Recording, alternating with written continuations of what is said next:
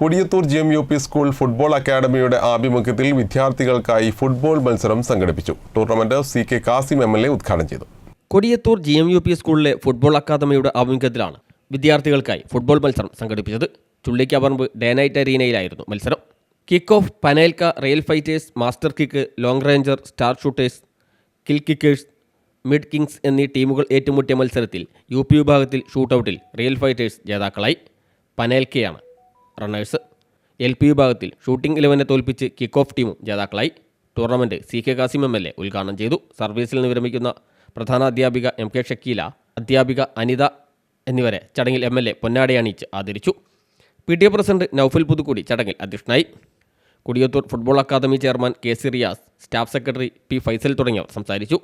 വിജയികൾക്കുള്ള ട്രോഫികൾ MK ഷക്കീലയും അനിതയും സമ്മാനിച്ചു.